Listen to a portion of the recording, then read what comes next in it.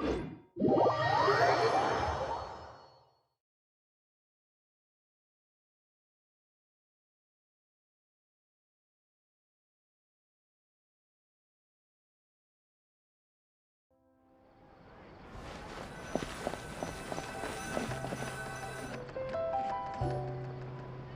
Catherine, it's us. Got any new commissions? Specifically one with a huge more attack, perhaps? Paimon's just being enthusiastic. We're old friends now, she gets it. It's always a pleasure to see our two most avid adventurers again. Looking for the next challenge, I see. Actually, we do in fact have a rather urgent commission that is still open. Having read the details, however, I don't believe you'd consider it to be lucrative.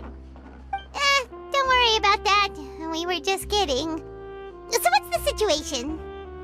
To put it simply, the requester is looking for a temporary replacement actress for their musical. The original cast member ran into some issues and is currently unable to perform the role. But the troupe has also been experiencing some financial difficulties, so unfortunately they cannot afford to pay the replacement actress.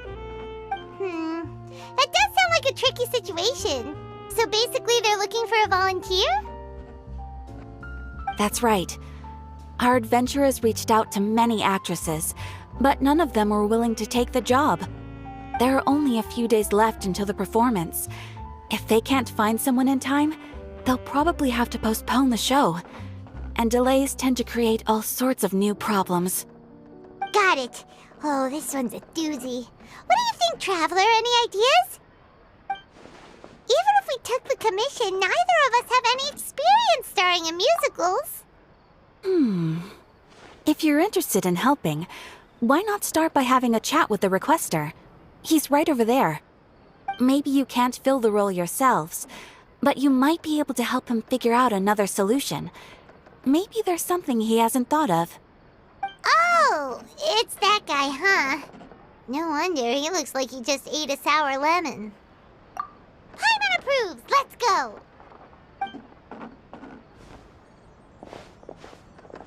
Hello there! Are you the guy looking for a new actress? Wait, I know you two! Are you really willing to act in my musical? Wow, sounds like we're pretty famous in Fontaine already. But to answer your question, neither of us have any experience in musicals. But we heard that you're in a bit of a bind, so we figured we could at least try to help you think of a solution. Ah, I see. It's okay. I knew that asking for a volunteer was a long shot. If we can't find someone to step in, we'll have no choice but to cancel the show. It would be such a shame. That's the thing. We're not some high-profile theater troupe, just a group of amateur enthusiasts. All our sets and props are very crude. We're grateful enough just to get an audience, never mind ticket fees. If we had a way to make this profitable, things might have turned out differently. But now, it looks inevitable that we'll disband. Disband? You're splitting up the troupe? Oh, I guess the lady at the Adventurers Guild didn't tell you? Yeah, this is supposed to be our final show together as a troupe. One last show. And after that, we go our separate ways. So we were really hoping to end on a high note. Nobody wants things to just fizzle out. Not after all the time and effort we've invested into it. Yeah, the leading lady, in fact. She's been dealing with a chronic illness ever since childhood, and unfortunately, it flared up again recently. It really drains all her energy, so she's in no state to perform. The show just won't be the same without her. But for everyone else's sake, I still hope we can find a way to hold the performance on schedule. Got it. We have a clearer picture now. Let's see if we can come up with any ideas. What if we sponsored the show? Traveler, how much more are you carrying? Please, there's no need to go that far. I wouldn't feel right asking such a huge favor, and I can't promise that we'd ever be able to pay you back. Good point. If the actress just goes through the motions for the more, that's not exactly rescuing the show. We should find someone who will put on the best performance possible. Oh, wait! What about... you know who?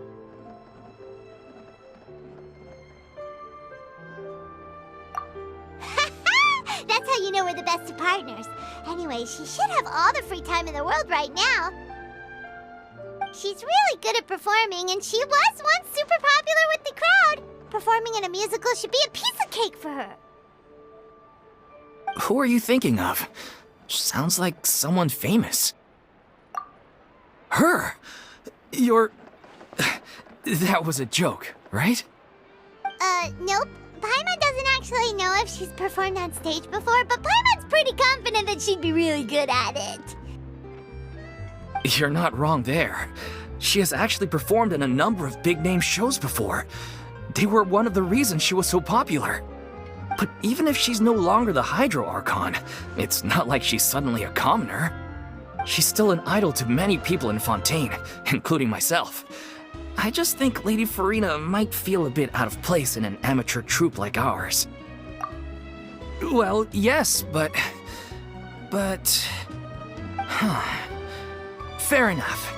I mean, if she was actually willing to, then of course I'd be honored to have Lady Furina star in our show. I'm sure the rest of the troupe would be delighted too. I'm sure everyone in our troupe has probably dreamt of performing on stage with her one day. Of course, it all depends on whether she's interested. She might consider this opportunity beneath her. No point in stressing about that. We'll only know if we ask her. And besides, things are different now. No reason for her to be all high and mighty anymore. Thank you for your help. I guess I'll just stay here and wait for the good news. Good luck. Wait, where does Furina actually live nowadays? She used to live in luxury at the Palais Mermonia, but she's, moved out, right? As it happens, I have her current address here. I can provide it to you. Woo! When did you get here? I came over when things were starting to sound more promising. I thought I should be at the ready in case my assistance is needed. It is my duty to support commissioners in any way I can. Thank you, ma'am. Thank you so much. Well, now that we've got the address, we'll go find Furina. Back in a jiffy.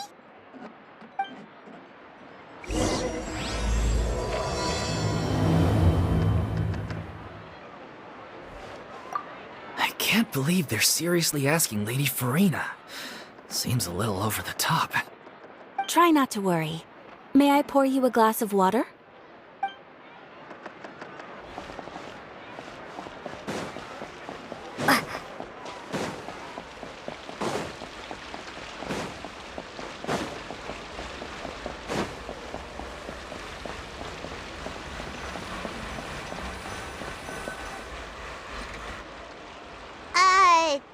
Did Catherine really give us the right address? She lives here? Not that there's anything wrong with this place, it's just, a bit of a step down from the Palais Mermonia. You know, it's common courtesy to make sure the homeowner isn't an earshot when you're denigrating their abode. Ah! Okay, when did popping out of thin air become all the rage? First Catherine and now you? I was just out on a shopping trip. I ran out of macaroni, so I went to grab a few more bags. I used to have a much wider range of choices when it came to food, but now I'm finding that simple, traditional home cooking can be quite delicious too. Not at all. As long as you have different kinds of sauces in, you can get macaroni and tomato sauce one week, macaroni and bolognese the next. Oh, sounds like you're really struggling to cope. How rude! Questioning my cooking skills. The audacity! It's not like I have a very eventful life these days. Actually, I barely leave the house. So I don't see how it's unusual that my meals are a little simpler now too. Besides, I'm sure I could master dishes like la lettre faucilor or blubber profiteroles in no time, if I felt so inclined. Ah, there it is. You don't know how to cook. Not yet, maybe, but... Anyway, what are you even doing here? I do hope you didn't come here just to ogle at my fall from grace. Let me first be clear that I'm not taking guests at this time. So if you're just here to clown around, then please be on your way. Shoo! Sorry! We're sorry! Don't be mad! Yeah, exactly what the traveler said! Paimon wasn't trying to make fun of you. Hang on a sec, you weren't exactly holding back either. My help? Well, maybe you're forgetting that I'm no longer the mighty Hydro Archon. I don't even have a vision, you know. Don't worry, it's nothing that serious. It's just very specific, and you're the one with the power to help. Oh? Well, if that's the case, then fine. I'll spare you the lecture about your attitude just now.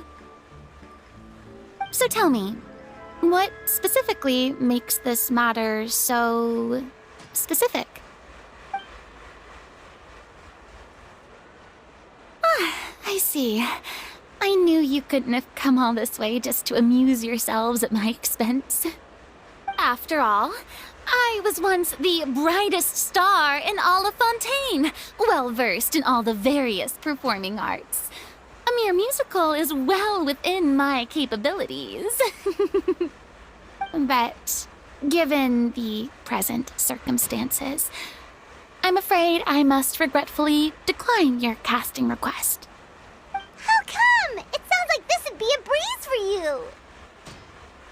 True, but I have made a decision to retire from the stage. Although I am no longer required to play the role of the Hydro Archon, the time I spent inhabiting that character has left an indelible mark on me. Centuries of pretending to be a different person changes you completely. I'm not the same person I once was. Of course, that can't be undone now. It's too late, and I have no intention of reinventing myself all over again. But at least I can say that I no longer desire to play any new roles. Paimon can understand, but this is just a one-off part to fill in for someone who's sick. Surely that's okay. Whether it's a one-off or not, it's a boundary that I've committed to no longer cross. If I make an exception to the rule now, I'm just leaving a back door for myself, which would be the same as not having a boundary in the first place. So I'm not going to perform, and that is that. Okay, guess there's no convincing you. Well, is there anything else we can do to help out the troupe? Otherwise, they'll just have to disband without any fanfare. Do you know any other actors who might be interested in the role? Nope. Short and to the point, okay. I've never been great at maintaining relationships. Besides, anyone I've ever worked with probably couldn't wait to get rid of me. Since I'm just an ordinary person now, they'll probably just laugh in my face if I go asking them for help. True, but I mean, could you even blame them?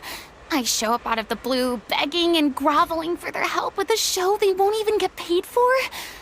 Oh, no way. I'm dying from embarrassment just thinking about it. Nope, not happening. Well, is there anything else we can do? This performance really means a lot to the guy we're working for. Have I not made myself clear? You're barking up the wrong tree. I don't want this job, nor do I know of anyone else who would. Sorry. I didn't mean for that to sound so harsh. I wish I could help, really. But if I thought I had the answer to this problem, I would have said so by now. It's all right, Furina. Paimon just wanted to make sure we tried everything. Oh, everyone in the troupe will be so disappointed. Yeah, I guess that's all we can do now. All right, then. We'll see you around, Furina. Toodaloo to you, too. I'm going home to take a rest now.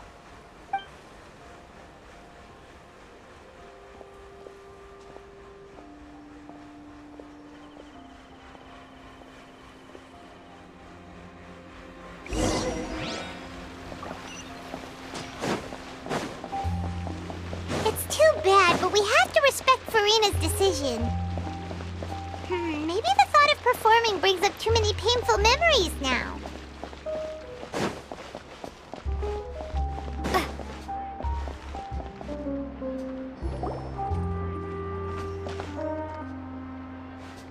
Huh? What's going on? Are they arguing?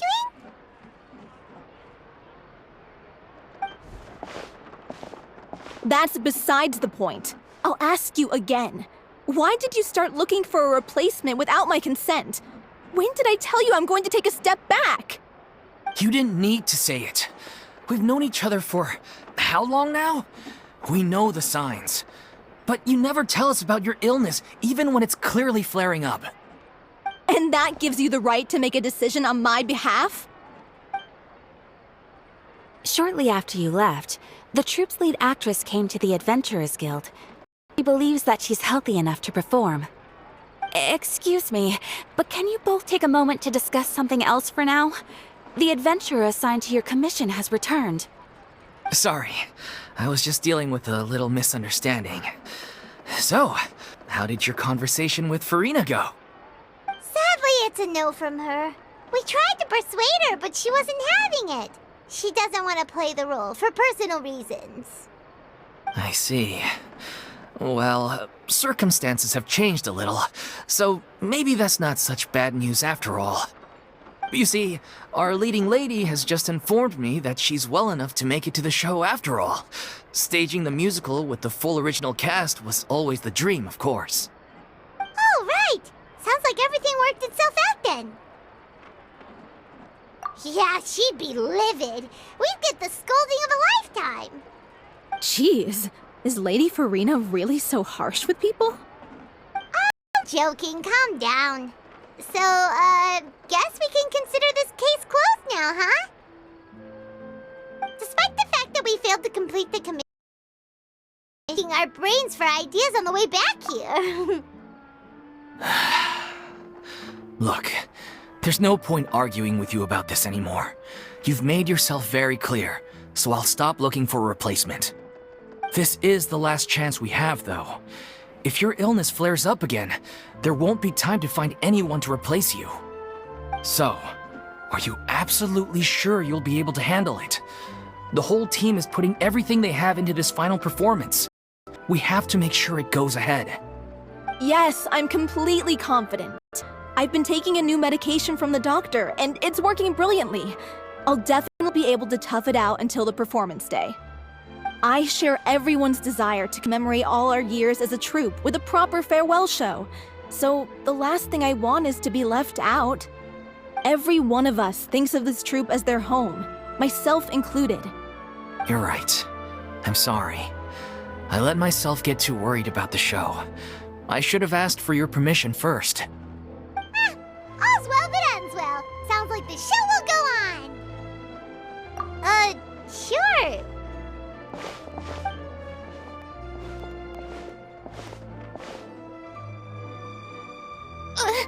Hey, how did you... I was just passing by because I realized I forgot a couple of items on my shopping list. All right, I'm coming. No need to drag me.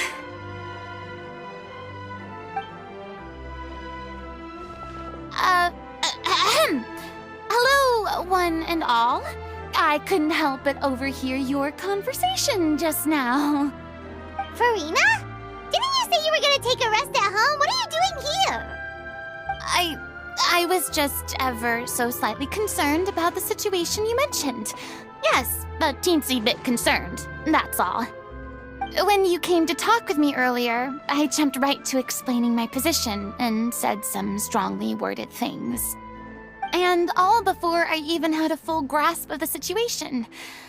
Anyway, I just feel a bit bad about how it went down. I'm sorry, Paimon. Oh, it's totally fine. Paimon didn't take any of that personally.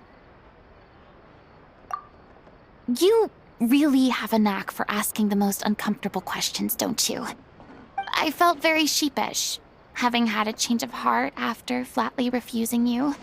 And then, to make matters worse, you caught me. But in any case, it sounds like the issue has already been resolved. Yeah. When they said they were gonna ask for your help, I almost had a heart attack. I mean, how could we be worthy of having Lady Furina star in our show? There's no need to think like that, and no need to keep addressing me as lady. Just Furina is fine. I was wondering, if this troupe is so important to all of you, why does it have to disband? If the difficulties are purely financial, then there must be a solution.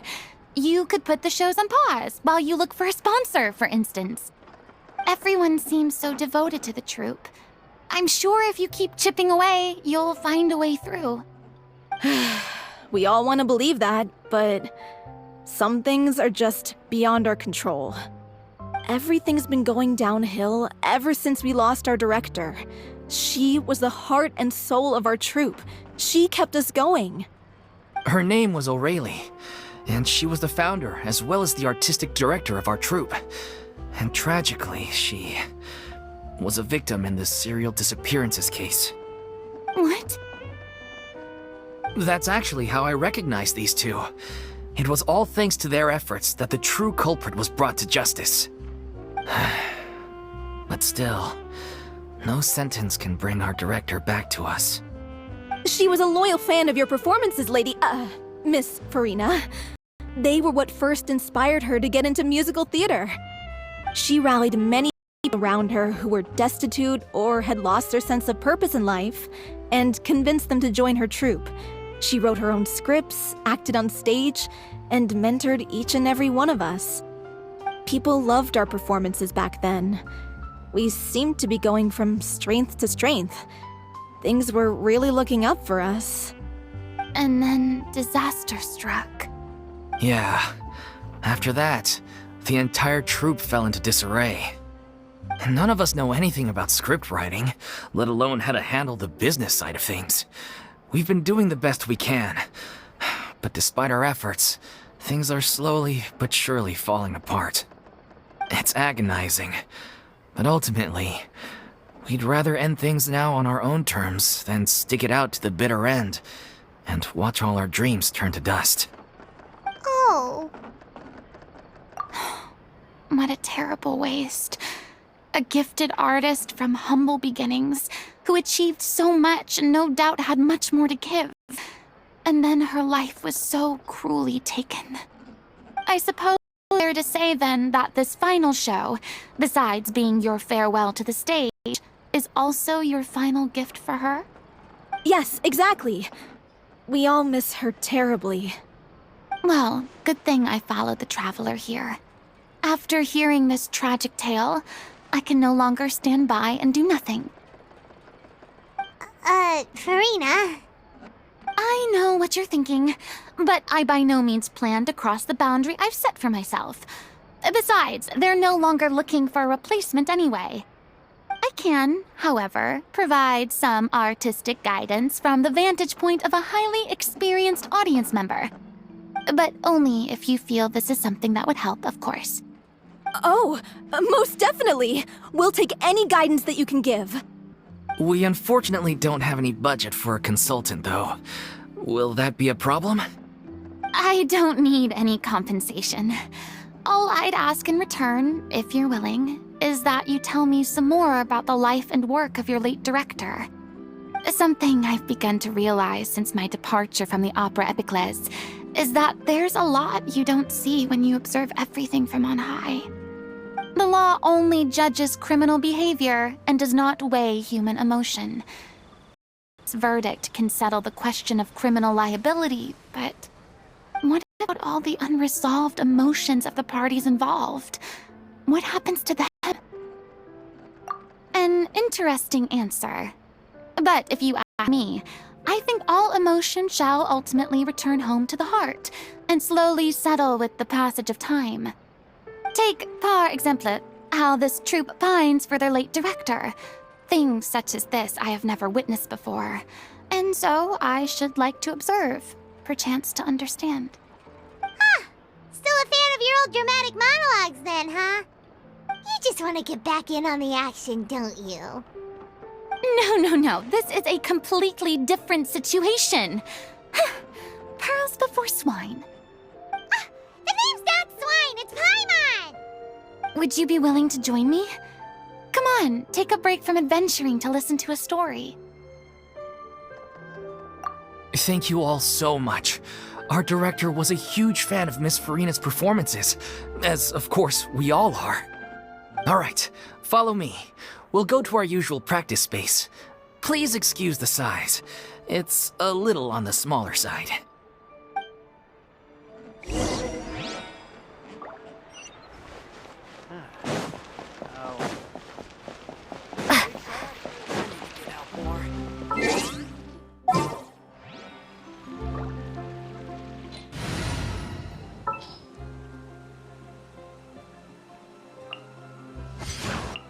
Witness my magnificence!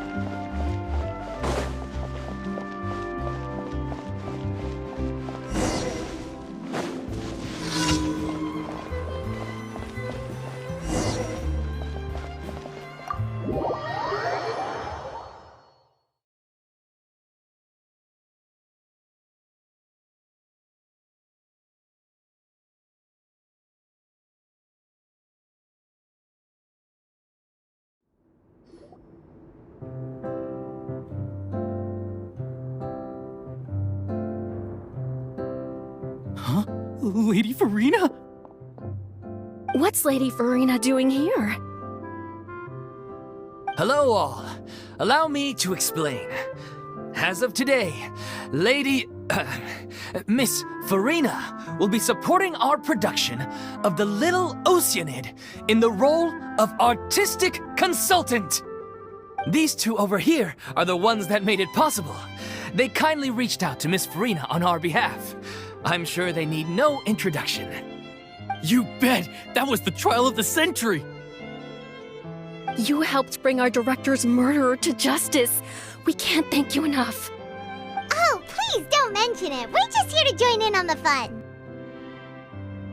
So, you were saying The Little Oceanid?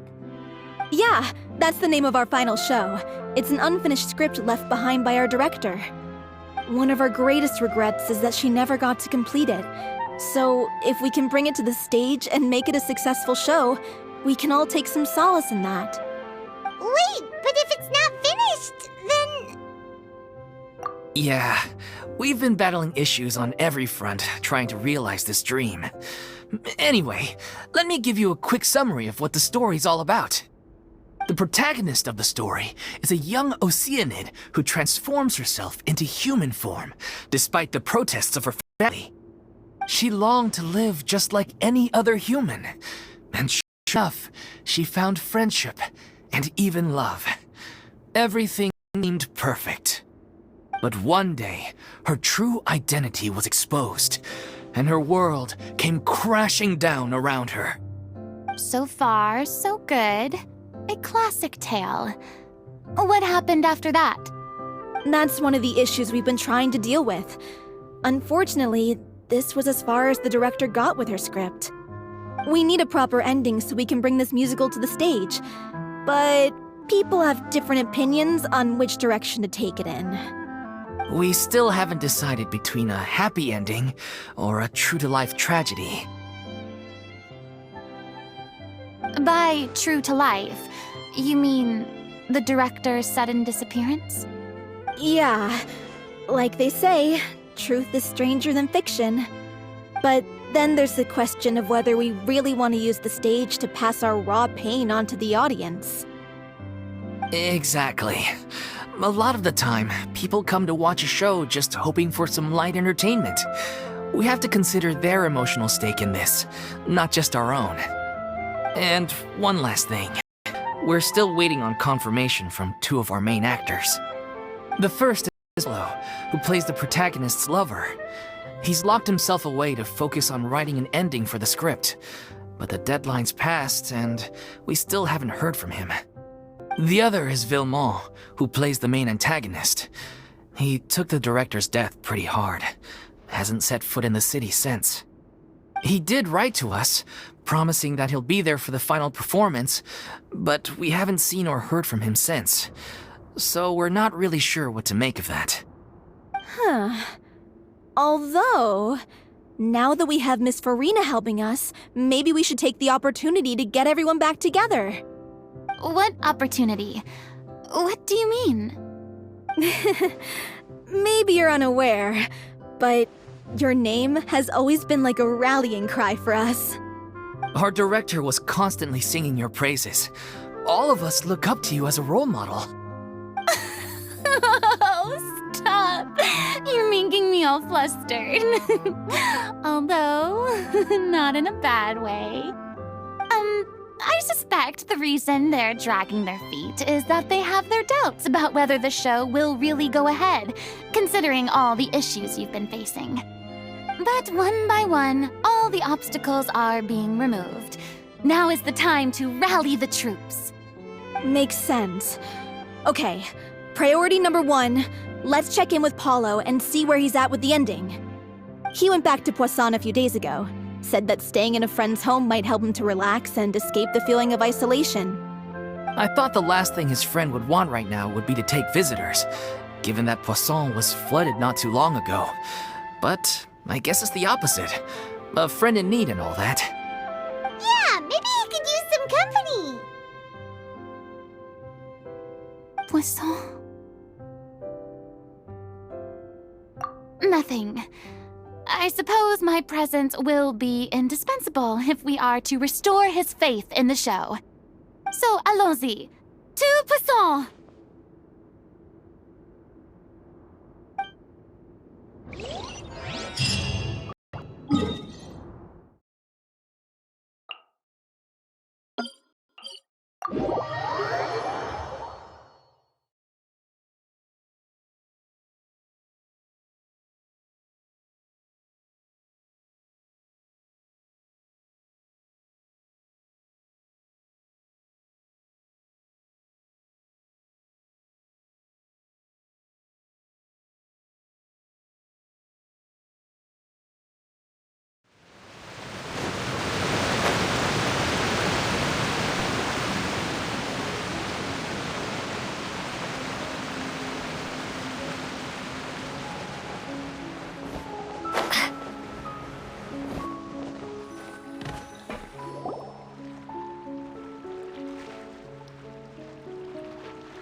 If I remember correctly, this is where he's staying. Who is it? It's me. Is the script ready? You came all the way here for that? All right. Forget that for now. Just come on out. We've got some great news. Nice try. Look, just give me some time, okay? I'm just wrapping up this last part of the script. I'll be out once I'm done. Okay then. Looking forward to your masterpiece. So, as expected, he's missed the deadline. The ending is one of the most important parts of the show. Even once he's done, it isn't final until we've all had the chance to read through and make sure we agree on it. Someone told me they just from Poisson. I assumed it was a case of mistaken identity, but sure enough, here you are. And Furina, too. I was wondering if we might run into her. So, you're here for Paolo? Looks like he could be a while, so feel free to take a stroll around town in the meantime. I've made all the arrangements already. Oh, it's okay. We can just wait here. Thank you for being so considerate, Miss Navia. That sounds wonderful. We'll take that stroll. Get over here, you! How oblivious are you? How are things in Poisson now? Any better? Things are on the mend, but it's a slow process. Some people may never recover from the trauma they experienced. I'm sorry to hear that. I wish there was something I could do.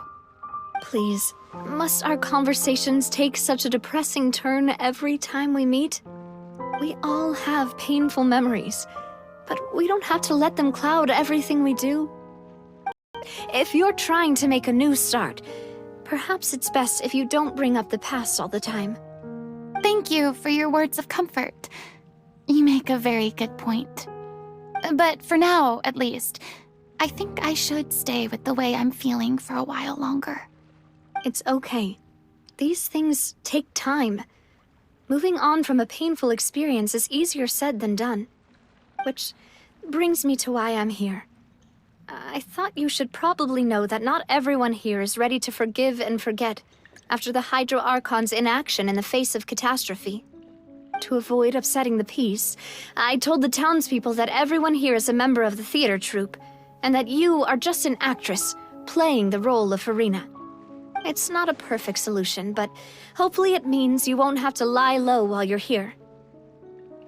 That's so thoughtful of you, Navia. Well, what do you expect? I am the courageous and considerate president of Spina di Rosula, after all, like my father before me. Anyway, that was all.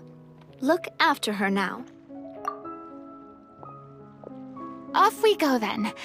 Let's take a look up there. I don't have any friends that I can be frank and honest with, so maybe she's right. You're the closest thing to friends that I have.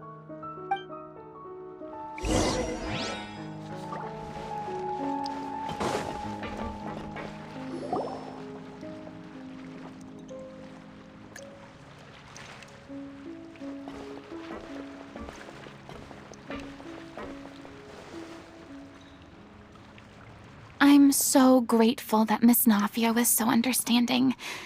To be perfectly honest, I didn't know if I was ready to meet her. It's always easiest to just run away from your problems. But that never fixes anything. You can't get around the obstacles without facing them. So that's why you were nervous when they brought up Poisson. Yeah. I'd be lying if I said I wasn't scared of coming back here. Still, I felt it was something I had to do. As I was saying before, I want to see for myself the things that I never could in the past. I'd be overjoyed if the people here could find it in their hearts to forgive me.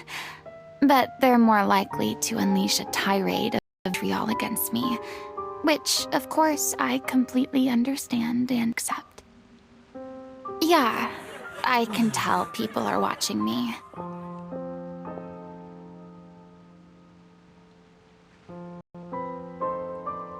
I'm sure some people here see the idea of someone coming to Poisson dressed as the Hydro Archon as extremely disrespectful.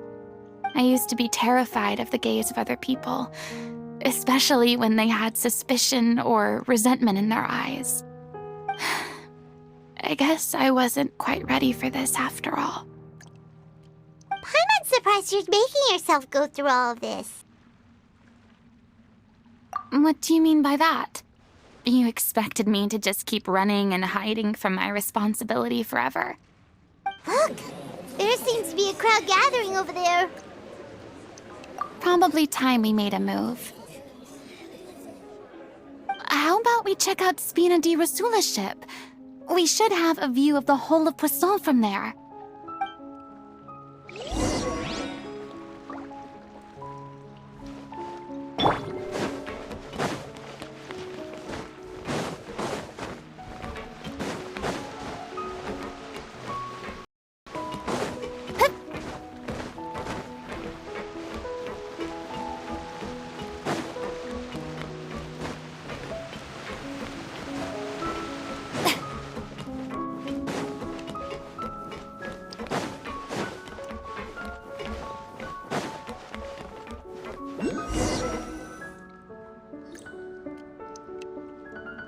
I'm sorry.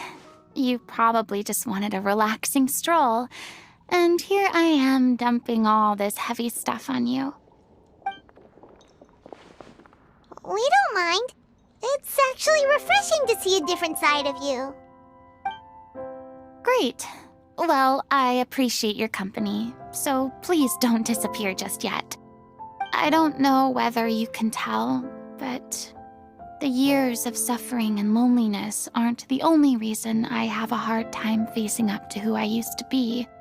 As I stand here by the ship, I can't get the images of the rising water out of my mind. One after another, people were taken by the water. All those treasured lives and memories washed out of existence in an instant. They thought their god would protect them. They had absolute faith that when disaster struck, a divine power would save them from harm. And all the while, I played my part to perfection to convince them that was true. But then the floodwaters finally came, and the Hydro Archon did nothing. You shouldn't look at it like that. You were only doing your duty. I've had to go through so many moments like that for the sake of protecting the truth. As time went on, it got harder and harder to bear, and I became more lonely and isolated. Eventually, I realized I had nothing left except the truth. I became terrified of completely failing in my task, and was haunted by the thought of being left all alone, weeping on my throne. Fortunately, we were able to avoid the worst-case scenario thanks to the help of heroic individuals such as yourselves. Everyone rose to their responsibilities, and I finally regained my freedom. But on some level, freedom also means no longer being needed. I have no further use to people. Paimon would have never imagined you'd see it that way. A reward? I guess so. And back then, I didn't even dare to dream about having someone to confide in. I was scared of someone recognizing me for who I truly was, and exposing the secret I swore to protect. Believe in the Furina you see on stage. She is the one you can trust. I had to keep all my feelings, all my curiosity about life to myself. No one could be allowed to know. That's what I really meant when I said I'm no good at maintaining relationships. So that's where you were coming from. Paimon totally thought you were just a bit of a diva at heart. Could you please get off my case? I don't know what's gotten into you today. I'm making an effort here. You could at least try to do the same.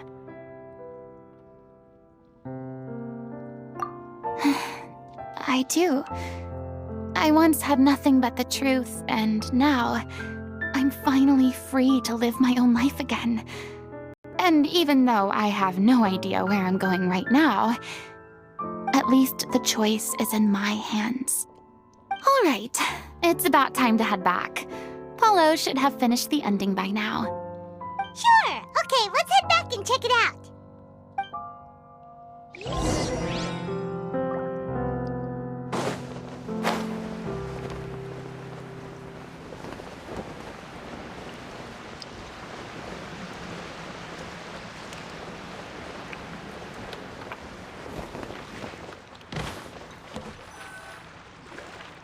Didn't you say you needed to watch what you eat? You're supposed to be cutting down on fried foods, not wolfing down copious quantities of fish and chips, you know? Come on. It's not every day we get to dine at Spina di Rosula's expense. Can you believe how generous she is? I'm not about to pass on free food. Anyway, my character doesn't need to be good looking. That's your job. Are you kidding me right now? It's not your character's health I'm worried about, it's yours. I've spent my whole life battling the effects of ill health, and it kills me to watch you willingly ruin yours by filling yourself up with junk all the time. Oh no, looks like they're arguing again.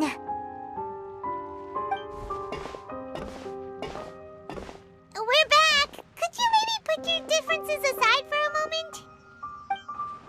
Ah, you're back. We've been enjoying Spina di Rosula's VIP treatment in your stead. Paulo's nearly done. We shouldn't have to wait too much longer. Great! So you were discussing your characters, right? We heard she's playing the Oceanid who turns into a human girl. What about you? Me? I'm an Oceanid too. He was originally supposed to take the form of a crane, but he outgrew that role. Well, the costume at least. So now he's playing the boar instead. Sorry. The boar's not a bad character, actually. He's the one who raises the little Oceanid, yes? That's right. He has some pretty memorable lines too, like when he imparts some solemn words of wisdom to the little Oceanid. If you become human, you can reveal your secret to no one. You will face suffering and loneliness. Is this truly what you want? Wait, that sounds kind of familiar. It's the most important line in the whole script. I think it's a symbolic statement about our director's life and legacy. She kept quiet about all the trials and tribulations she faced in running our troupe, allowing us to devote ourselves fully to performing. It was only after she was gone that we realized how tough her job really was. You mentioned earlier that the troupe is like your home. Yeah. I was born with an incurable illness, and once my family found out it couldn't be treated, they decided they didn't want me anymore. I spent some years taking whatever work I could find and trying to manage my illness with various medicines. But whenever I had a bad flare-up, I'd be lying in an alleyway for days at a time. It was like that until the director found me one day. She told me I had a great voice and asked if I was interested in studying singing from her. I said yes. She took me under her wing, taught me to both sing and act, helped me find Mora for my meds, took care of me when my condition decided to flare up. I know it was all a huge burden on her. She sounds like a really incredible person. She really was. She gave everything she had to her troupe and the people in it. All of us were so proud to call her our director. I was a lost child too when she found me. As the child of a murderer, my parents weren't around when I was little, so I got sent to an orphanage. The other kids were always picking fights with me. They'd say things like, "Come on, you must be pretty tough if you're the son of a murderer." It was just to taunt me, though. I was an easy target, and they knew it. One day, I got beaten up so bad that I just couldn't take it anymore, so I ran away. I lost all faith in humanity by that point. Thought the whole world was out to get me. Let me guess. Fortunately, the next person you ran into was the director. Yeah. For the first time in my life, I was somewhere I felt safe. And I promised myself I'd stay here until the day the group parted ways. The day you hoped would never come. How times change. Oh, you're finally done? Get your butt over here. There's someone I need to introduce you to. This is our new artistic consultant, Miss Furina. Furina? The Furina? Oh my god! How did you manage to wrangle that? Please, the honor is all mine. I was profoundly moved to hear about your troupe and your wonderful director. I just wanted to do something to help. Same here. Even so, this is just... Oh, wow. I'm sorry. I'll try to calm down. Now, where was I? Ah, yes, the script, of course. Let me give you a rundown of how the story unfolds in my version of the script. I'm sure you're already familiar with the beginning of the story. A little Oceanid decides she wants to become a human against the wishes of her family. She finds love and friendship in the bustling city. But then, disaster strikes. The people start to notice that all the fresh water in the surrounding area is slowly disappearing. The soil is becoming arid, plants and flowers are withering, and the people begin to panic. The little Oceanid, Cleo, and her lover decide to do something about it and investigate the truth of the matter together. In the end, they discover that all the waste and pollution created by humans over the years has caused the fresh water to flee the land, as if driven by a consciousness of its own. Consciousness? You mean the water is sentient? Water as a conscious entity. There's actually quite a few stories that explore this theme. Since the little Oceanid is a water spirit, she immediately understands how the water is feeling. She then tells her lover about her true identity, as well as the truth behind the crisis. Her lover accepts her for who she is, and works with her to find a way to bring the water back. However, unbeknownst to them, there were some people eavesdropping when she revealed her secret. The little Oceanid is accused of being directly responsible for driving the water away, and faces the greatest dilemma of her life. And then? In the end, she makes the brave decision to sacrifice herself to save her lover, and the rest of humanity. Huh? But didn't they all treat Cleo like a villain? Why would she want to save them after that? Well, she mainly wanted to save her lover, plus everyone who'd stood up for her. Through her love for her human partner, she was able to find an even greater love, one that extended to all of humanity. Surely the biggest strength of Cleo's character. There's actually something else that bothers me. You know the protagonist is supposed to represent the director, right? And she never had the chance to become a hero in our world. If we're serious about dedicating this show to her memory, we should make the ending as true to life as possible. What about if the little Oceanid is hounded to death by people who hate her, her lover makes sure her secret never gets out, and humanity continues down the path to extinction? That sounds like too cruel of an ending to me, and perhaps a little irresponsible to present to the audience. That ending would be a perfect mirror to Director Aureli's death, both arbitrary and meaningless. On the day when she went missing, Director Aureli had instructed us all, somewhat out of the blue, to leave the court of Fontaine and wait for her outside the city. We waited and waited at the rendezvous point, but she never came. By the time we returned to the city, she disappeared without a trace. We looked for her. The Gardamex looked for her, but she was nowhere to be found. Increasingly, all the signs seemed to point to her being the latest victim in the serial disappearances case. The director was the kindest soul in the world, yet she was senselessly sacrificed for the sake of a so-called experiment by someone who had nothing to do with her at all. But doesn't the way she suddenly told you to leave the city suggest that maybe she had some sense of what was about to happen? It almost seems as if she was moving you to safety. I've been trying to follow up on that ever since, but all my efforts so far have turned up nothing. Villemont might know something, but he won't open up to me. Villemont? The one who's playing the role of the villain? Yeah. He's been overwhelmed by grief. I think the director's death hit him hardest of all. Grief? Guilt, more like. Also, I have a hard time imagining that anyone took it harder than me. Because, well, speaking of the play being true to life, I was deeply, madly in love with Aurelie.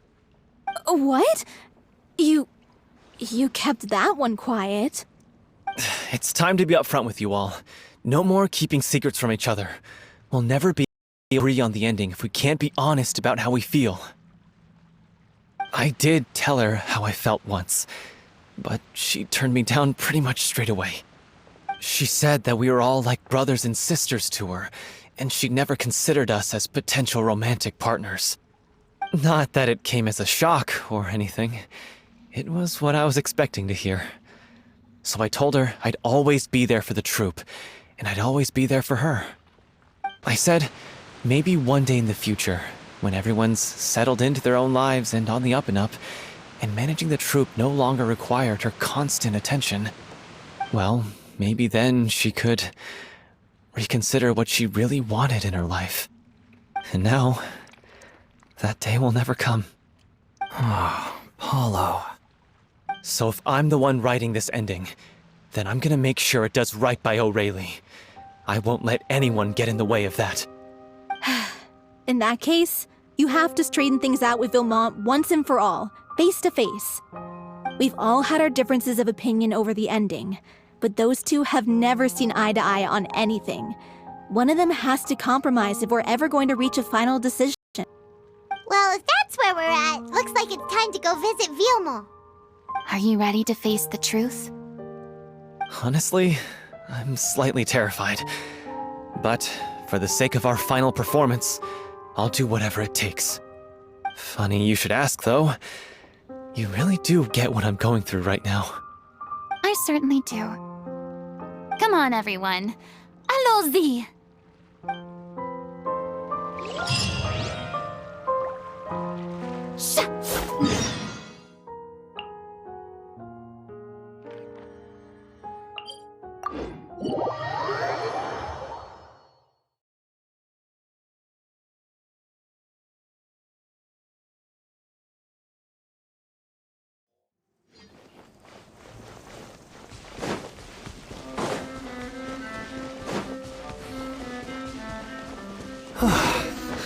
Oh, this is tough going. Delphi, are you sure you can manage in your condition? I could ask you the same question. Try to keep up.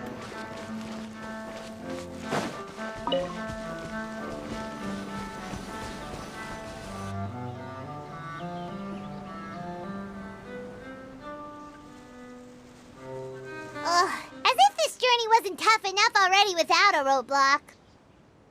Don't worry. We should all be fine with the traveler here. We don't need to take a detour. Wait, why are you all looking at me? You're not seriously expecting me to fight, are you? We're just curious, that's all. I don't think anyone's ever seen Furina in a fight before. Yeah, but don't you remember why? The Hydro Archon willingly gave up all her power so it could be converted into indemnitium. Miss Furina said so herself. Precisely! I'm not even the Hydro Archon anymore, so all my power is gone anyway. As much as it pains me, unfortunately, I should just stay put. I'm more like a damsel in distress more than anything. That sounded so smug. Ugh, secondhand embarrassment is unbearable. Hey, lay off, all right? My bluff is hanging from a thread here. I'm sorry. I got carried away. Please help us out, would you? Aw, too bad. I was so pumped to feast my eyes on fight mode Furina. Sorry to leave all the heavy lifting to you. Don't worry, piece of cake.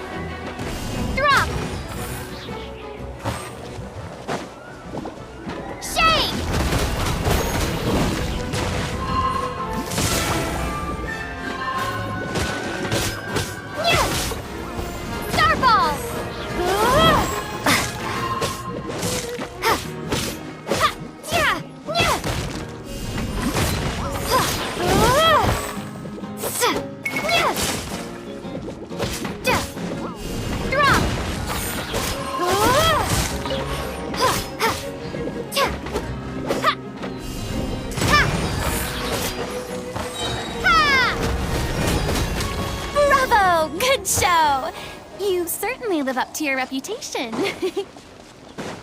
Yeah, thank you. Anyway, the path is cleared now, so onwards and upwards.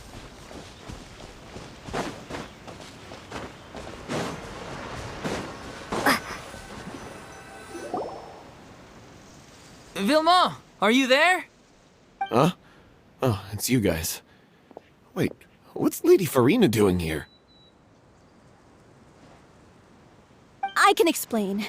We've been rounding up the whole troupe. We now have everyone except you. So, you think knowing the truth about the director's disappearance will help you write an ending to the script that pleases everyone? I care just as much as everyone else about making the Little Oceanid a success. That's why I wanted to wait until after the show. If I open this can of worms now, I just don't want to make things difficult between us. We're supposed to be a unit when we're on stage.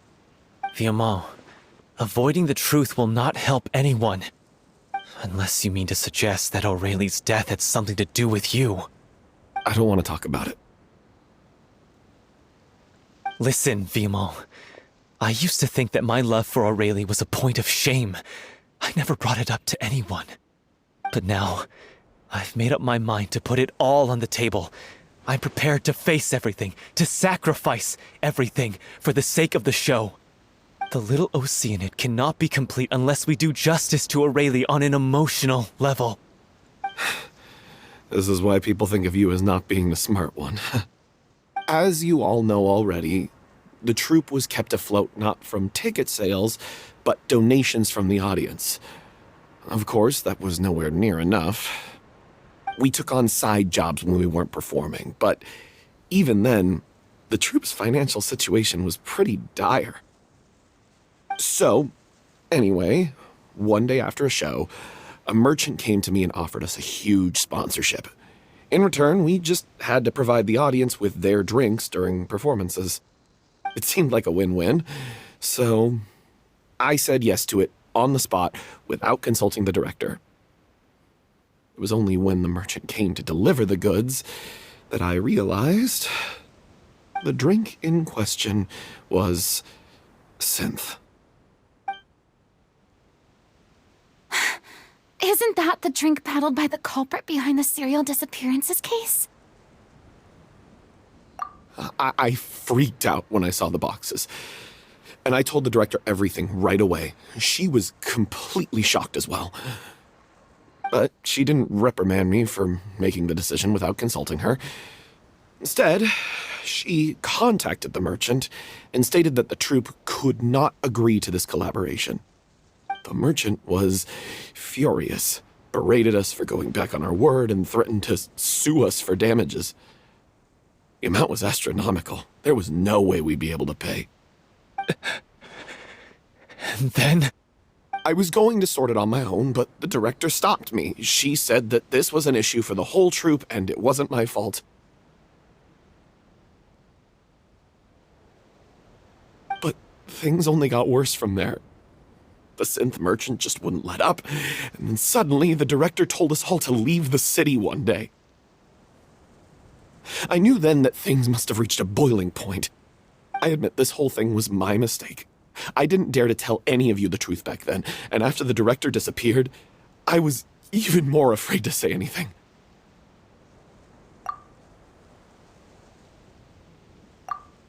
Yeah, I got Aurelie killed. There, I said it. Happy now? Hey, don't say that. You traitor! You knew Aurelie was in danger. Why in God's name didn't you tell us? What do you mean, you were afraid? This was a life and death situation. We could have saved her! How could you be so stupid? Please, try not to get too worked up. Yeah, listen to him. You need to stay calm. Stay calm? How can I stay calm? This guy got Aurelie murdered! She was the love of my life! And he has the gall to try and high-road us, claiming that he kept his mouth shut for the sake of the show! How about taking some responsibility for what he's done? All I can say is I'm sorry. Truly. I wanted to apologize to everyone in the troupe, but that won't bring back the director. What good is my apology now? I'm just a coward who made an awful, terrible mistake that I can never take back. Beat me up if you want. Kill me if you prefer. It's what I deserve. End my life so I can meet the director and apologize to her in person. Get out of my sight! Go! Get lost! I don't ever want to see your face again! That's enough! You've screamed and shouted at each other for long enough. Now pipe down, both of you! Can you stop conflating the show on stage with your real-life relationships in the troupe? You keep saying that you want to use this final performance to pay tribute to your director and celebrate her life. How can you do that if you're just using it as an excuse to vent your own emotions? You're right. I'm sorry. On stage, the lead role is the focal point of the audience's attention. And you're all used to seeing the director as the heart of the troupe. But in her own life, her greatest desire wasn't to be the center of attention. I can tell how much she loved you all, and how much she loved the troupe. What she wanted was to build a warm home for all of her brothers and sisters. To shield you all from the storms that rage in the world outside. That's how you should remember her. And that's what you should be celebrating. I understand why you're trying to make her the hero of the story, but isn't she your hero already? After everything she did for you? Yeah. So think hard about what that means. And then think again about what you hope to achieve by arguing with each other. If you really hate each other and can't reconcile your differences, then you could just call it quits now. Why bother with the final performance if the group is already fractured? But you can't bring yourself to do that, can you? You care too much about Director O'Reilly and the home she built you all to let go. What are you laughing at? I don't see what's so funny. Sorry, I didn't mean it that way. It's just that, for a moment there, it felt like our director was back with us again. If she'd seen Paulo and Vilmont at each other's throats like that, she would have scolded them exactly like you did, in that same stern voice. Really? But she sounded like such a gentle person. Of course she was. Even her harshest lectures came from a place of kindness, and it showed. She really was a truly outstanding person.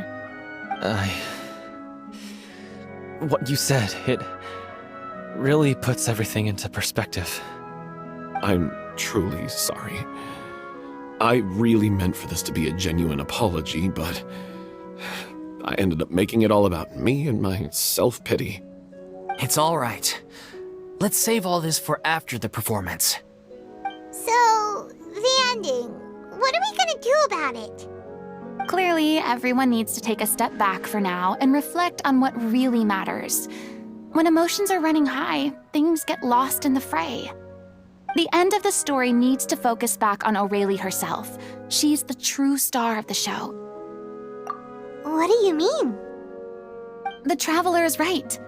You once investigated that underwater synth base and recovered items belonging to the victims. If you could find anything that O'Reilly left behind, perhaps we can get a better sense of what she went through in her final days. You really think that's possible? I trust that nobody would object to the ending of the story being based on O'Reilly's true feelings. No. Well, we'll leave this in your capable hands. Come, let's pay a visit to the Palais Mermonia. The rest of you, head back to the rehearsal location for now and wait for our good news.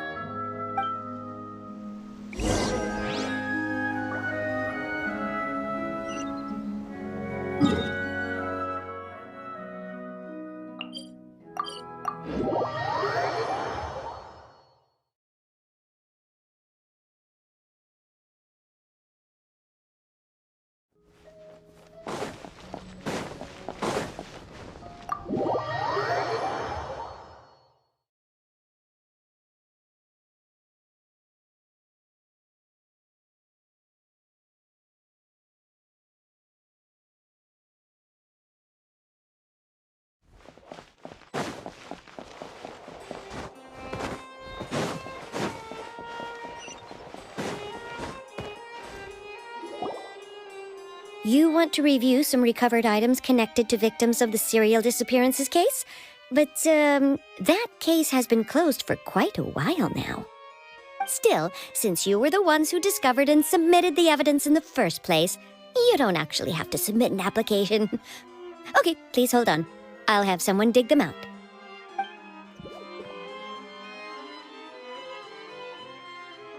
So, this is all O'Reilly left behind. Just whatever she was carrying on her person and this old notebook. Hey! It's full of script lines! Just two! Looks like they show where the different props should be placed on stage. Let me take a look. Maybe there's something in here from after she was kidnapped. Aha! I found something.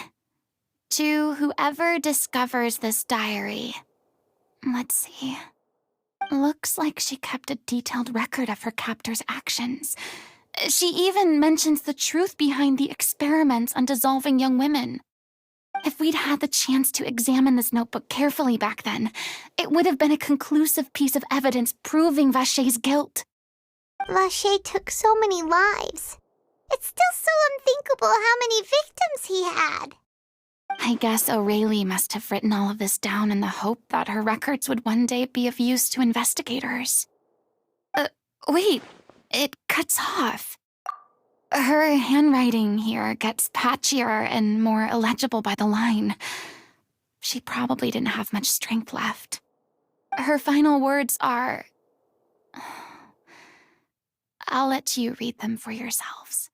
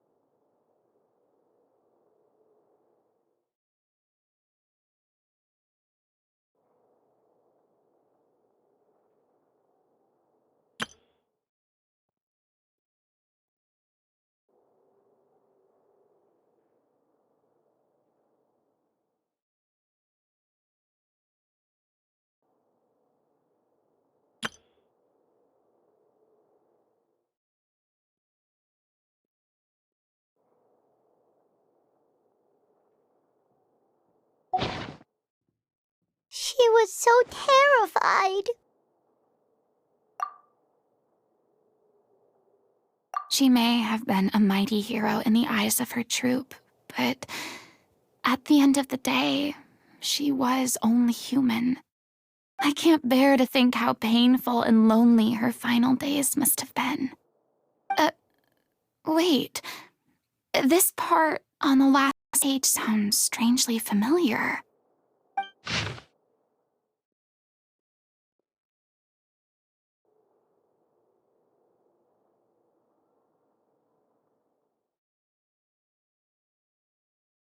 If you become human, you can reveal your secret to no one.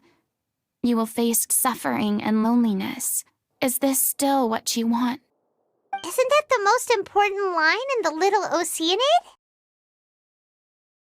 Because I am an older sister to them. Oh. So she didn't regret her decision.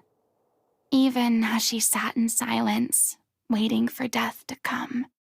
I'm sure this is what the troupe would have hoped to hear as well. She had their utmost trust, admiration, and love, and she truly deserved it. Let's go. It's time for them to learn Director O'Reilly's final thoughts.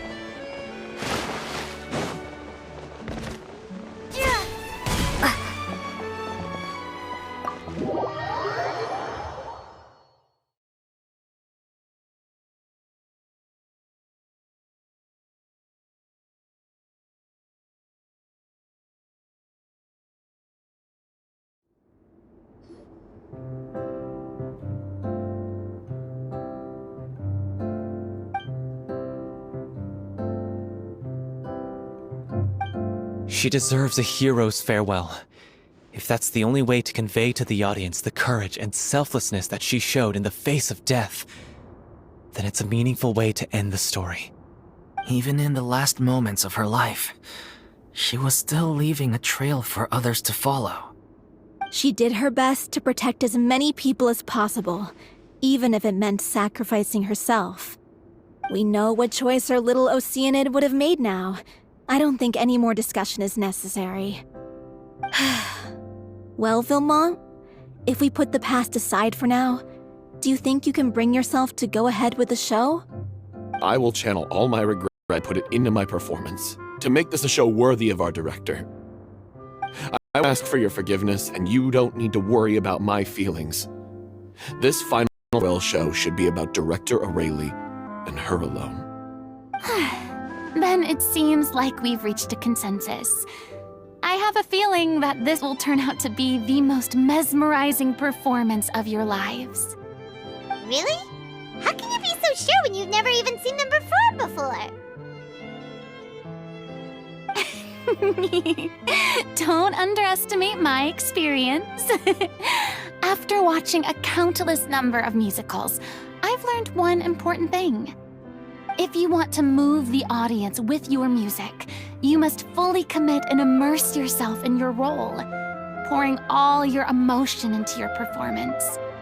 And aren't human emotions, love, hate, regret, and hope, just the most mesmerizing things in this world? I don't believe anybody could be more committed to bringing this story to life on the stage than they are now. Thank you for the vote of confidence, Miss Furina. And thank you for supporting us through all this. Then, let's not delay things any longer. We need to discuss the details of the ending and get it nailed down once and all. Actually, before that, I'd like to make a proposal. During the curtain call, please allow me to use the director's name instead of my own. Huh? But then... After all, this role was originally meant to be played by the director. I'm just filling in for her. Besides, a role commemorating her life should be associated with her name. Well, if you're sure you're okay with that, I have no objection to it.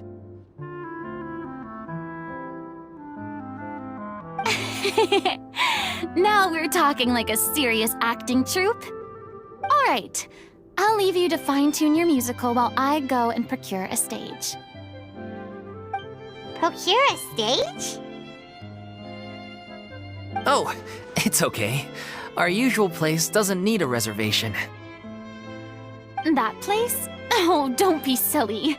For an extraordinary show, we need an extraordinary stage. By which I, of course, mean the Opera Epiclese. Whoa, wait, what? No. That's never going to work. It's far too fancy for the likes of us. What are you afraid of? Surely you don't think that Aurelie's story is unworthy of the grandest stage in Fontaine.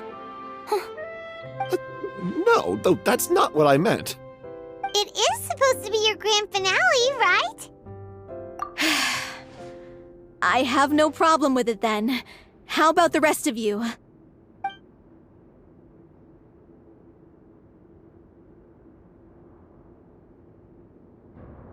I'll take your silence as a yes. Thank you for giving us this opportunity. It really is a dream come true. Well, then don't disappoint me. If you mess this up, it'll reflect poorly on me too. Come on, we'll need to get the go-ahead from Nerilette. I know just where to find him.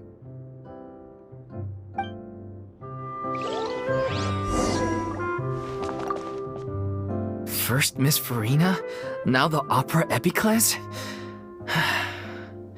If only the director was still with us. Hey, come on. There's no point in dwelling on that now. We have a lot of work to do. Yeah, you're right. Now's not the time to get all melancholy.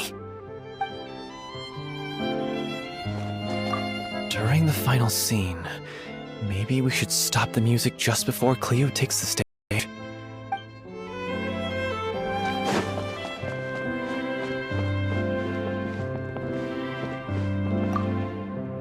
Best of luck to you.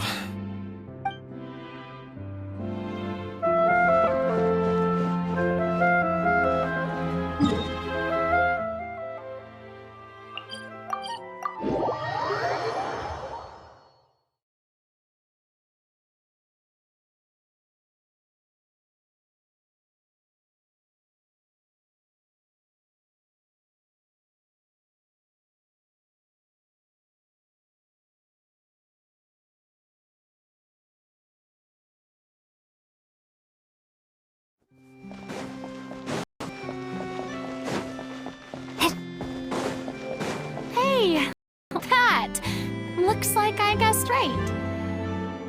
You were just guessing?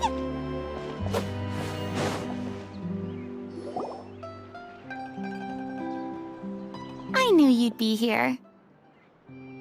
I'm here merely for a short break. It has been a while, Miss Furina. And you too, Traveler in Paimon. What might I assist you with today? I would like to book the Opera Epicleus for an event. You see... I understand. The process for booking the Opera Epicleus is complex and can be somewhat cumbersome. But given that the request is coming from the three of you, I see no reason to make things unduly difficult. The story of the little Oceanid is most fascinating. I'm looking forward to seeing it performed on stage. I will say, however, that I am surprised to see your passion for the performing arts rekindled after all that has happened. Huh? What do you mean? Do I look excited? Yes. And this is the first time that I've seen you like this since your departure from deityhood.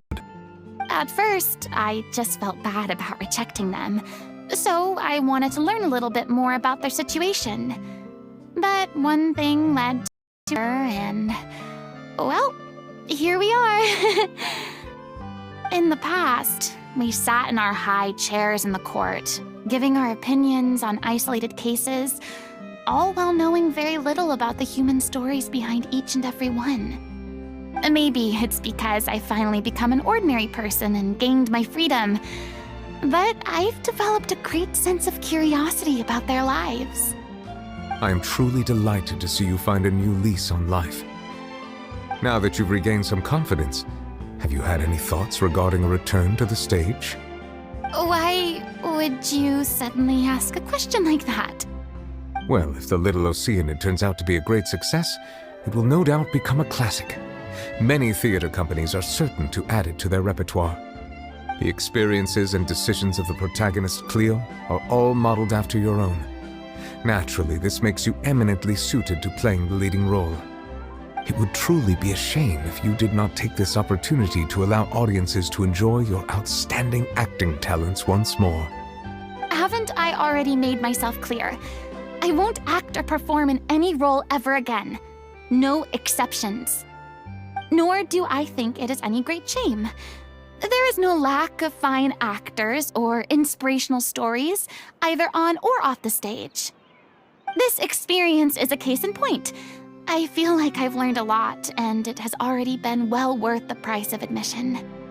I must admit, though, I'm a little envious. They're quite fortunate to be able to bid farewell to their past in such a magnificent manner. I see. Well, I'm glad to learn that you have found a role to play that you enjoy, be it on the stage or not. I sincerely hope the show will serve as the grandest of finales. I will have my staff book the date and mail the relevant paperwork to the troupe once the details are confirmed. Thanks, Nervalette. You are very welcome.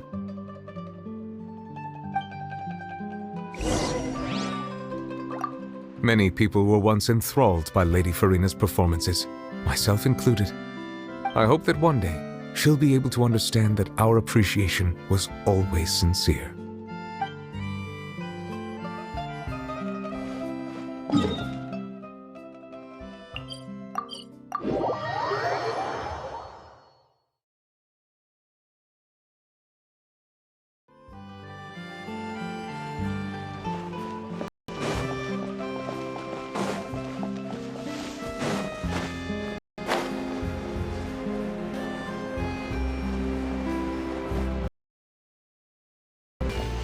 Good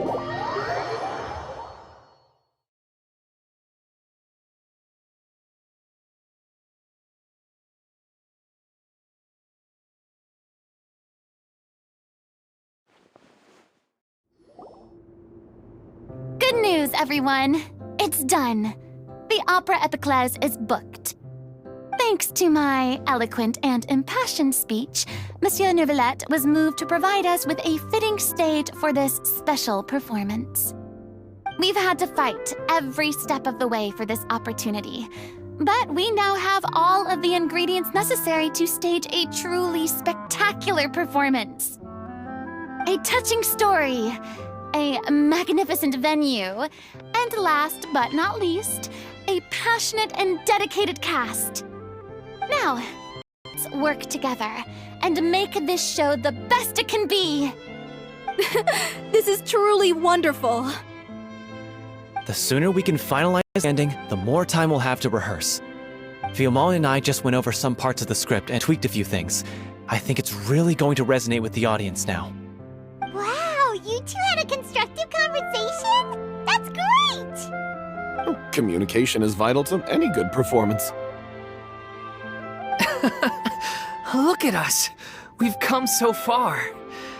I never could have pictured this scene a few days ago. It's amazing! Even though Furina's still being a bit of a drama queen about it all, she's really fired everyone up! Please feel free to give us any comments or suggestions you have. We really value your input. Hey, Loic, get over here. Time to practice the opening number.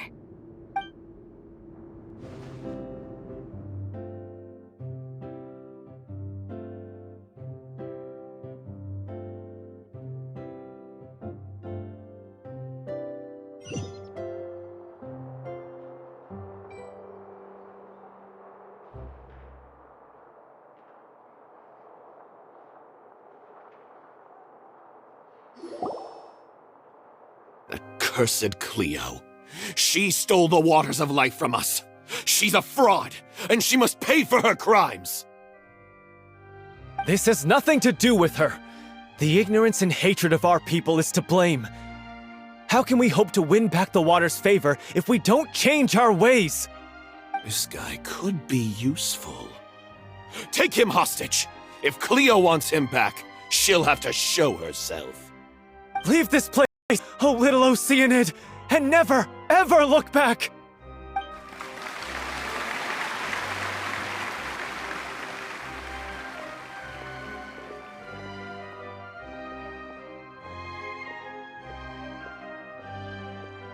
Everyone's really throwing themselves into their roles. I haven't seen such a fine performance in a long time. If only... What should we do? It's almost time for her to take the stage! Why? Why does it have to be now? Hey, what's going on? You're due on stage any second now. Oh no, not again. But why? What about your new meds? Did they stop working? They've been getting less and less effective over time. I've had to keep increasing my dose. What? I thought they cure it. So they were only managing your symptoms? I figured whatever it took to get me through this final performance. How could you do this to yourself? And after that lecture you gave me about not looking after my health. I'm sorry. I've let everyone down. You... This is a conversation for another time. How can the show go on without its star performer?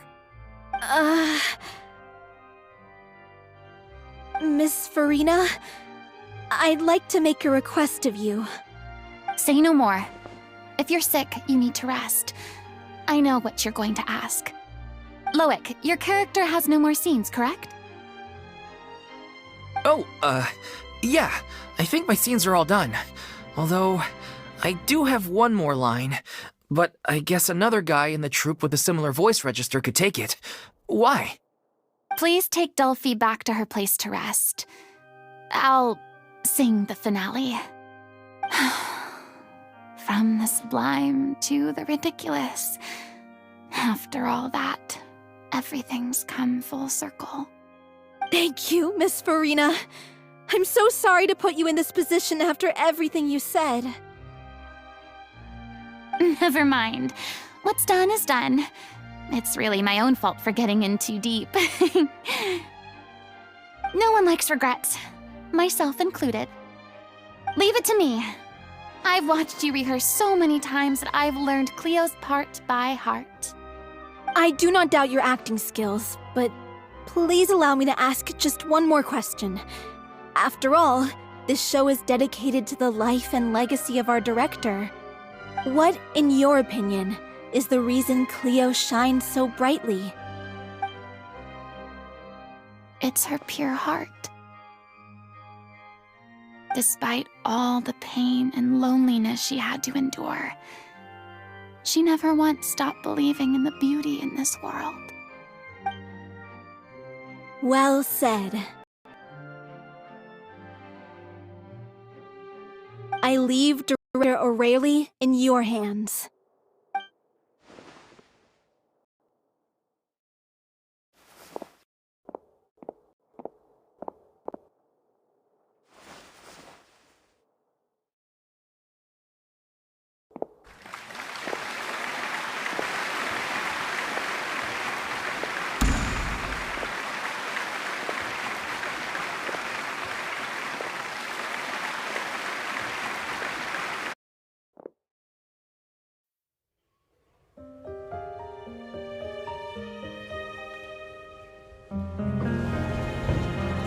Is she here yet? When will she get here? She's not coming! You're wrong. She's here.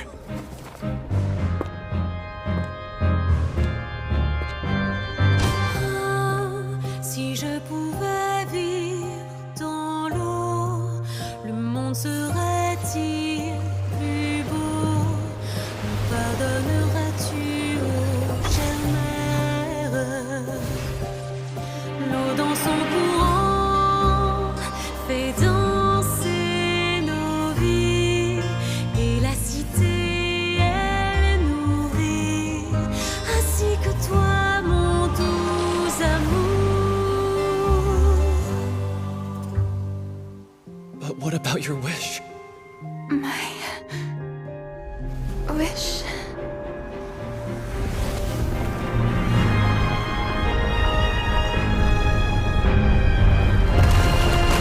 If you become human, you can reveal your secret to no one.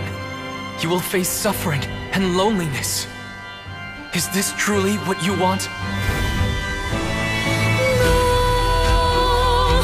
Le grand amour ne suffit pas, seul un adieu fleurira.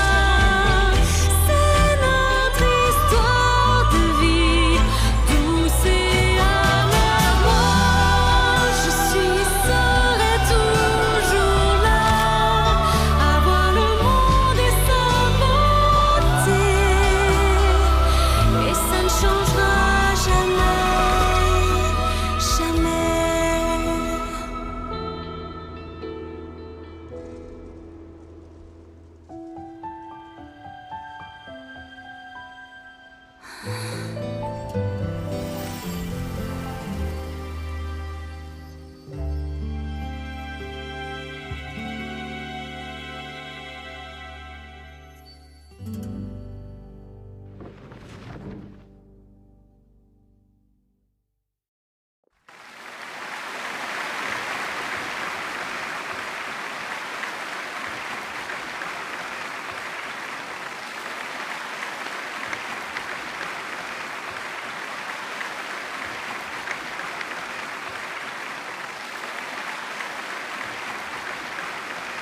Is it just me?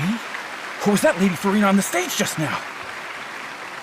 She hasn't been seen for a while now, and she just appears out of nowhere?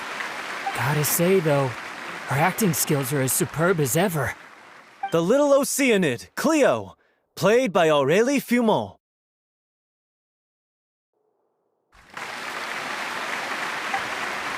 Wait, that's not her name. What's going on? I don't know. Maybe it's just a doppelganger. I've spent a lot of time out of the spotlight, and they didn't use my name during the curtain call either. Hopefully, not too many people recognized me. It's too bad that I had to break the one clear rule I'd managed to make for myself, even if I had no choice. Still, I have to admit that, despite everything, it felt good to be back on the stage again. Finally, we would like to give a special thanks to our artistic consultant and event coordinator, Miss Furina. Hey, that's not what we agreed on! Oh, so it was Furina after all. She's back! Honestly, what is he doing? He should have run that by me first.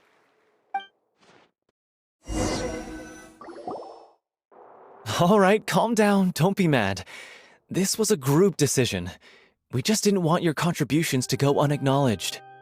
After all, it's been the rule in Fontaine since ancient times that everyone's work, visible or invisible, is equally deserving of recognition.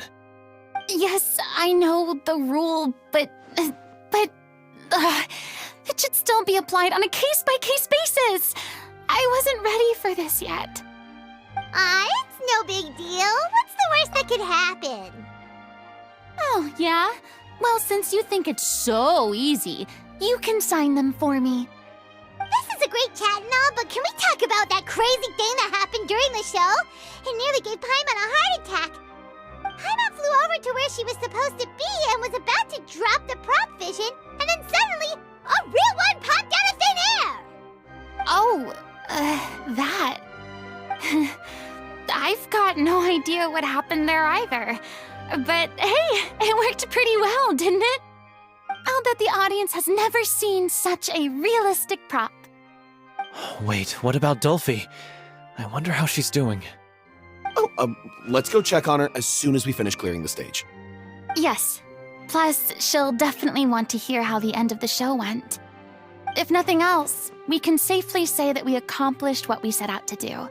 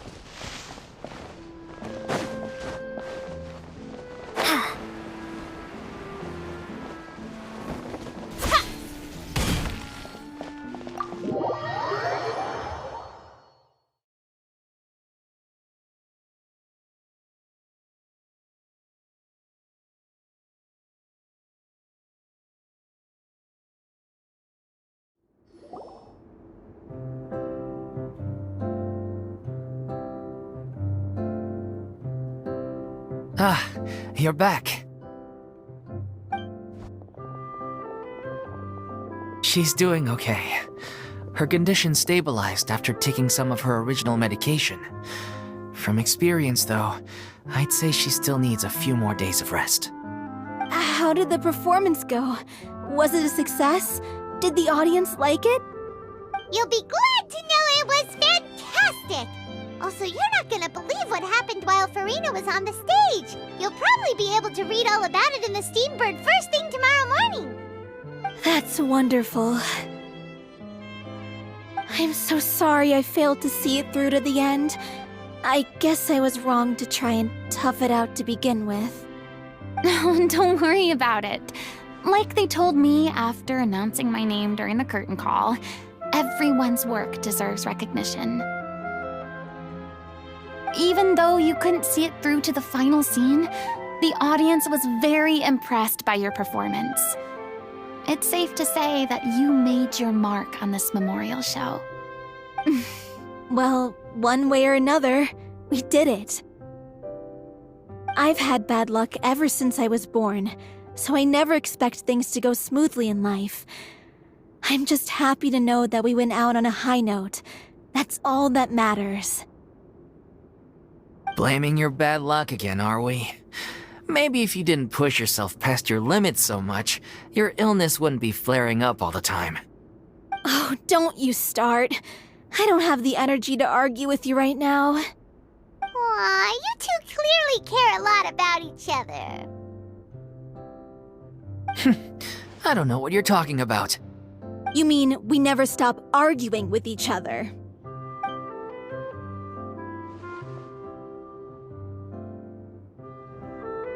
So, any plans for the next step? After the brilliant performance you put on, the reputation of your troupe is sure to spread through Fontaine like wildfire. You won't have to disband if you don't want to.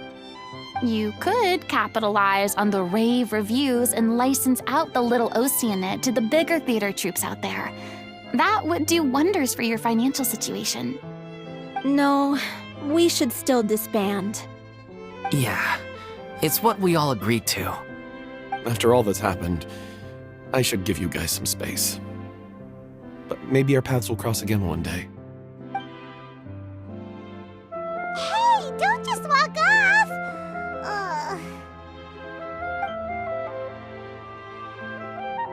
I still want to keep performing, so I might join another troupe.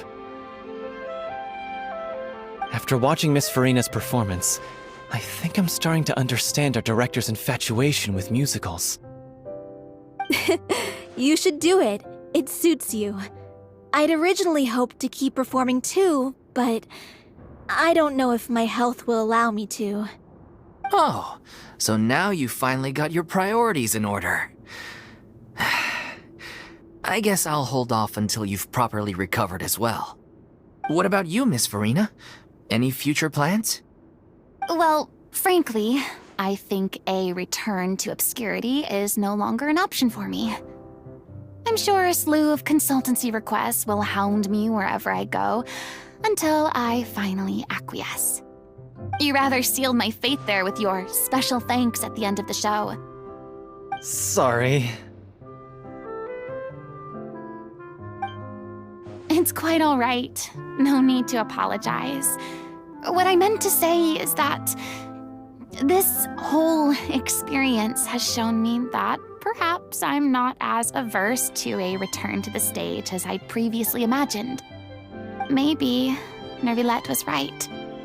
Maybe Cleo is the right role for me. I still don't wish to pretend to be someone else, but I do have a desire to express myself. So, maybe the show will go on for me after all. Yeah. There was once a time when I was an actress in a masquerade, seeking only to hide the truth. But from now on, I want to spend my time learning real stories about real people and how they touch the lives of others around them.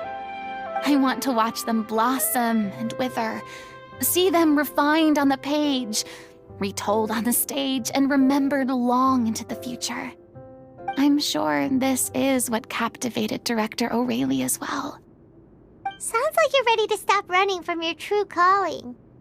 The more you get out into the world, the more you'll discover what a fascinating place it is. Then it's a deal. If a vision is a gift from the gods, then I should do my best to honor it.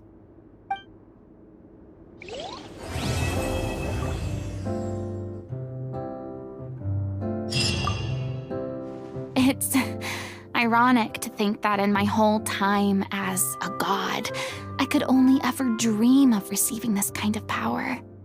And now that the gods have given me their blessing, it actually feels more like I'm finally able to take my fate in my own hands.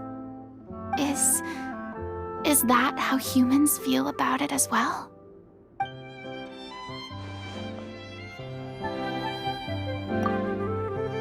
I'm just finishing packing up. As soon as I'm done, I've got an interview with the Steambird to get to. Thanks to all your help, the show was more perfect than we ever could have hoped for. But most of all, I want to thank you for giving me the chance to finally say farewell to Aurelie.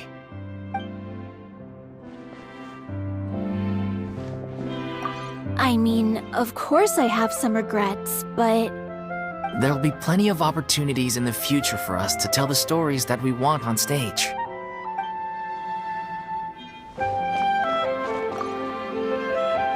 Now that the buzz is worn off, I feel ready to pass out.